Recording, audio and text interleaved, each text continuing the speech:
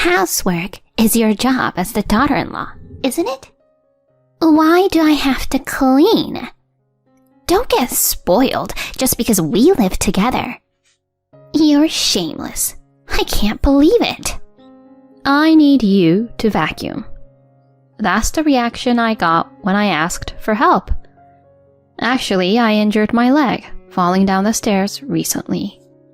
I can't do household chores and childcare properly anymore. My mother-in-law said she would help me. So, I took her up on her offer and we started living together recently. That's when the strain on my leg increased. I asked my mother-in-law to vacuum for me, but she refused with a very clear frown on her face. But it hasn't fully healed yet. I hope you could help a little, Mom. You say it's not fully healed, but you can move just fine now. It's not like you can't do it. It's because you keep depending on others that your recovery is slow. Saying that, my mother-in-law refused to help. I sighed and thought I would just do it myself. Sighing so conspicuously, you're quite a disrespectful daughter-in-law. Didn't I take care of you a lot when you were injured? You forget the favors people do for you as soon as you feel a little better. My mother-in-law said this with a self-righteous tone. She used to be so kind before we started living together, but as soon as we started living together, she stopped helping with anything. She even started making sarcastic remarks. I never knew she could be like this. I felt disheartened, but slowly began to vacuum the whole house. My mother-in-law shouted, "It's so noisy," at me several times, but I pretended not to hear. My irritated mother-in-law eventually left the house to go somewhere. My mother-in-law returned around dinner time. My husband and daughter were also at the dining table. She came back with both hands full, looking satisfied. Let's eat this instead of such a simple meal. When I looked inside the bag that my mother-in-law placed on the table, I found steak, caviar, and even foie gras. These are all high-quality ingredients, aren't they? What's going on here? When I asked, my mother-in-law smiled mischievously and began, Well, you see... I turned pale upon hearing what she started to say. My name is Eleanor, and I'm a full-time housewife. I live with my husband Jack and our preschooler daughter Mia, and we're known as a friendly and close-knit family in the neighborhood. I met my husband at a company-sponsored social event several years ago. Since he had a demanding job, I decided to quit my job and take care of the household and childcare.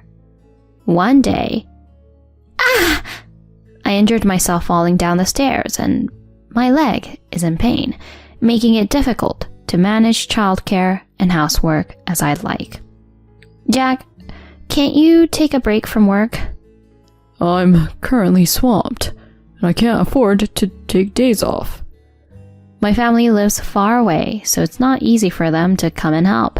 That's why I asked my mother-in-law, who occasionally visits us because she lives nearby, to come and assist. Eleanor, are you alright? You had quite a serious injury, didn't you? It must have been painful. My mother-in-law was very concerned about my injuries. I'm sorry, Mom. Thank you for your help. It's alright. Leave it to me. Let Mia play with her grandmother. Then I'll go grocery shopping and prepare dinner. My mother-in-law, who had come to our rescue, took over for me since I couldn't move. She took care of our daughter, prepared meals, and even cleaned the house. Having my mother-in-law here was a tremendous help. I had grown quite comfortable with her presence. So when my husband proposed the idea of living together, I agreed, without hesitation. Our house was a single-family residence, and we had plenty of room. I thought her being here would make household chores and childcare much easier. I had no idea how wrong I was. Once my mother-in-law and I decided to move in together, it didn't take long. My husband's family had been renting their previous place, so they vacated it swiftly, and my mother-in-law moved in right away. In the beginning, when we started living together, things seemed to be going smoothly. However, household chores are your responsibility as the daughter-in-law, aren't they? Why do I have to do the cleaning? Just because we live together, don't get too comfortable. It's really quite audacious, and that's just not acceptable. Since my leg hadn't fully healed, I asked my mother-in-law to vacuum for me, but she openly refused, making a displeased face. I couldn't help but feel exasperated. But I'm still not completely healed. Mom, can you please help a little? Even if you say you're not completely healed, you can move just fine now. It's not like you can't do it. It's because you keep depending on others, like this, that your recovery is slow. Saying that, my mother-in-law refused to help. When we had just started living together, she used to assist with household chores, but even that became sporadic. Recently, she hardly did anything at all. As for my husband, ever since we moved in together, he's grown quite dependent on his parents and seems to have reverted to a more childlike state. No matter what I said, I couldn't get through to my mother-in-law, as my husband always took her side. I asked my mother-in-law to at least clean up the areas she had made a mess in, but she wouldn't listen. Unable to do anything else, I would let out a sigh and continue to handle all the household chores by myself, as I always did. This seemed to irritate my mother-in-law even more. Sighing so conspicuously, you're quite a disrespectful daughter-in-law. Didn't I take care of you a lot when you were injured? You forget the favors people do for you as soon as you feel a little better. My mother-in-law was known for her habit of acting superior and playing up her past kindness. But ever since we started living together, she stopped helping with anything. She started making sarcastic remarks, and I couldn't believe what kind of person she had become. I felt disheartened, but slowly began to vacuum the whole house. My mother-in-law shouted, "It's so noisy!" at me several times, but I pretended not to hear. My irritated mother-in-law eventually left the house to go somewhere. My mother-in-law returned around dinner time. My husband and daughter were also at the dining table. She came back with both hands full, looking satisfied. "Let's eat this instead of such a simple meal." When I looked inside the bag that my mother-in-law placed on the table, I found steak, caviar, and even foie gras. These are all high-quality ingredients, aren't they? What's going on here? When I asked that, my mother-in-law smiled mischievously and began. "Well, you see." My mother-in-law, who had gotten angry with me for vacuuming loudly, had gone to a famous restaurant in her car and purchased these items for takeout, she explained. "Because both Jack and Mia are always eating such frugal meals, aren't they? Don't you want to give them something good to eat once in a while?" That's my mom for you. Experienced homemakers have a different perspective. Let's dig in right away. I interrupted my enthusiastic husband and asked my mother-in-law, "How did you afford this? You're on a pension, so you shouldn't have the means, right?" "Well, that's right. So I used the money I found in that shelf over there." I looked at the spot where my mother-in-law pointed and felt a sense of dread. I hurriedly opened the shelf and checked the envelope inside, but there wasn't a single dollar left. "Mom, this is our food budget for this month. Using it without permission is like stealing." "Putting money in such a conspicuous place is the wrong thing to do, you know. It's your fault, Eleanor, isn't it?" She tried to shift the blame onto me, and my husband sided with her, claiming it was because of my lax management. No matter how much I protested, they wouldn't listen, and I ended up paying for the remaining food expenses this month. Then one morning, I woke up to find my daughter wetting the bed. I'm sorry. Oh, that's unusual. Don't worry, it'll be fine after we wash it. My daughter had finished her toilet training, and she would wake us up when she needed to use the bathroom at night. So I found it unusual. I thought that occasional bedwetting was normal for her age, but my mother-in-law and husband scolded her for it. Mia, what are you doing? Bedwetting is such a shameful thing. Oh no, Mia's pajamas and sheets are all wet. Don't come near, it smells. Mia was left in tears by their cold words. It was such a cruel thing to say to young Mia. Such comments about the smell were definitely not something a father should say. I comforted our crying daughter, but my mother-in-law interjected. Spoiling her like this from a young age isn't good. Despite her words, Mia's bedwetting issue persisted. She continued wetting her bedding multiple times. I wondered if there might be an illness. I became anxious and took her to several hospitals, but there was no sign of illness, and the cause remained unknown. It's strange because she doesn't wet the bed or have accidents at kindergarten. I thought maybe I should consult with her teacher next time. As I was contemplating this, the teacher called me in the following day, saying something seemed off with our daughter, and that it would be best if I came in to discuss it. Mia, what's wrong? With a face on the verge of tears, our daughter looked at the teacher and, prompted by her, began to speak hesitantly. Mom, you see, it's about Grandma. In summary, her simple words conveyed the following story. Before we started living together, my mother-in-law had come over to visit while I was out. During that time, my husband and my mother-in-law were discussing proposing the idea of us all living together. She happened to overhear their conversation from the top of the stairs. I had indeed fallen and gotten injured while coming down the stairs, and the cause was that the mat on the stairs had been changed to one with longer fibers, making it more slippery. I see. Mia's bedwetting was rooted in the anxiety she felt after hearing about that plan. Why didn't you tell Mom right away? Mia, while crying, replied, Because if I told Mom, she would suffer more. Grandma told me not to say anything when she found out.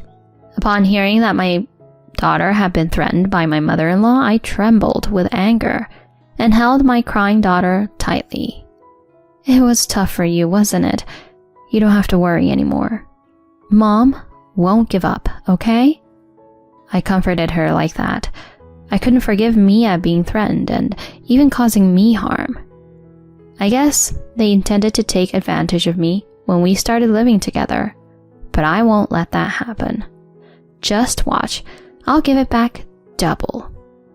From then on, I squeezed in some exercise between household chores, and my body gradually improved after my injury healed. My mother-in-law continued to do nothing, but because she kept pushing housework onto me, I could somewhat move at my own pace, which made it easier to find time. I also set up recording devices throughout the house that I had bought at an electronics store. Around that time, my husband was coming home late frequently, and my mother-in-law often claimed she was going shopping. So it was easy to set up the devices. Unaware of these actions, my mother-in-law continued to exploit me. Then one day, she asked me to make a reservation at a popular restaurant and said she and my husband were going there alone. My husband and mother-in-law went to that restaurant all as planned. I seized the opportunity. I contacted someone to take care of my daughter temporarily during the weekend. And then... This restaurant is delicious, isn't it? I'm so lucky to be here with my kind son. I'm just being a dutiful son, right? It's not easy to get a reservation here, you know. The room is spacious and Eleanor comes in handy once in a while. As the two of them were enjoying their course meal in a private room, suddenly the door swung open and a couple appeared. Upon seeing these individuals, my husband's eyes widened and he became flustered. Mr. Davis, why are you here? It's been a while, Jack. Mr. Davis, are you sure you're not in the wrong room? It's not a mistake, I interjected from behind, and behind me a middle-aged woman with a lawyer's badge followed. Eleanor, what's going on? Today, Mr. and Mrs. Davis are here with their lawyer, so I reserved a private room for 6. My matter-of-fact statement seemed entirely natural. Both my husband and mother-in-law appeared bewildered, glancing around in confusion. Mr. Davis was a senior colleague at my husband's company and had even organized the mixer when my husband and I first met. Why would you do such a thing? Because you were cheating with Mr. Davis's wife, Chloe. His senior colleague's wife, Chloe, standing beside her husband, turned pale and looked like she might faint at any moment. My husband also quickly changed his complexion. The other day, in order to confirm my daughter's story, I set up recording devices throughout the house. It became clear that my husband had been making secret phone calls there repeatedly, addressing someone as Chloe in a friendly manner. I had heard that name before, but it turned out to be his senior colleague's wife. I remembered it because I attended his senior colleague's wedding last year with my husband. I took the senior colleague's contact information from my husband's phone and contacted him to confess about the affair. It appears that his senior colleague also suspected his wife of having an affair, so we decided to work together. It's a misunderstanding. I wasn't really having an affair. Oh, there's no need for excuses. We already have testimony from the wife. Upon hearing this, my husband was taken aback, saying, His eyes widened, and he was left speechless.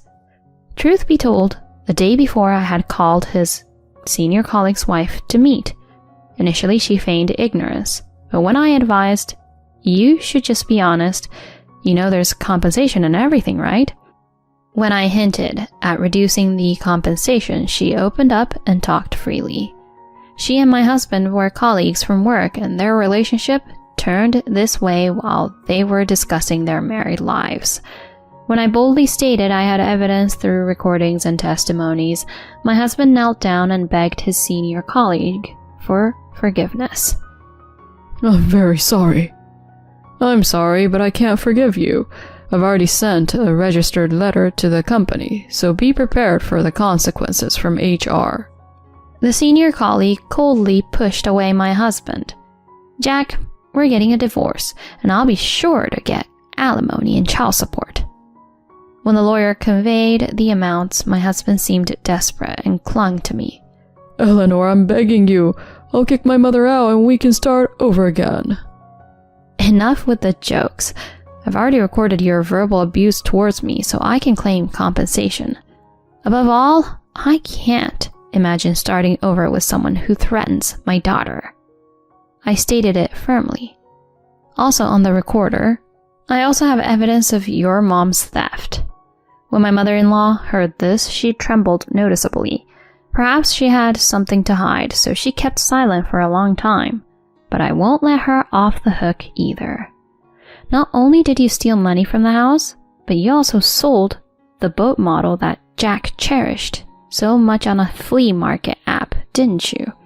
You must have been spending recklessly with that money. When I mentioned this, it seemed like my husband didn't know about it. He became furious with his mom. His mother yelled, Spending money on such junk! You shouldn't have cheated in the first place. But my husband also. Mom, you must have known about the affair too. Don't criticize me while ignoring your own actions. And so a parent-child argument began. My mother-in-law was about to grab my husband by the collar, but the lawyer I had on standby calmly called the police. Afterward, his senior colleague and I, with our respective lawyers in between, successfully finalized our divorces. I received a substantial amount of compensation from the senior colleague's wife.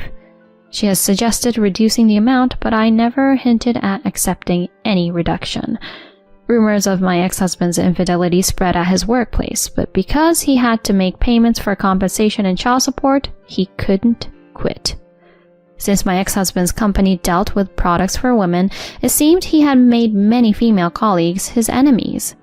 As a result, he was often assigned warehouse duties instead of sales positions. One day, my ex-husband was hiding and smoking inside the warehouse. The supervisor called out to check if anyone was there, but my ex-husband, who didn't want to get caught, stayed silent and ended up being locked inside the warehouse for the day. No matter how much he pounded, the soundproofing prevented his cries from being heard. Locked in a place with no water supply or anything else, my ex-husband was found by the security guard who came for the night patrol 6 hours later. Rumor has it he accidentally wet himself. With the gossip spreading, my ex-husband understandably resigned from the company. Now he's apparently working multiple part-time jobs and living with his mom. By the way, his senior colleague's ex-wife, her parents paid the compensation all at once for her, and now she's being made to do manual labor in a company run by relatives. Once she tried to escape and roll back to her ex-husband's place, but her compatibility with her former mother-in-law was terrible. They were arguing loudly, and the police warned them. In the end, she was taken back to her parents' house. Honestly, even hearing such a story, I couldn't muster any sympathy. I couldn't help but think, you reap what you sow. As for me, I used the qualifications I obtained before marriage and found a new job. Fortunately, once my daughter separated from my ex-husband and ex-mother-in-law, her bedwetting quickly improved. It seems she made new friends right away at the new nursery. She would even take a friend who had an accident to the bathroom and get them a pair of underwear from the changing shelf. There are times when she gently supports them, as the teacher told me. I felt happy sensing my daughter's kindness and resilience.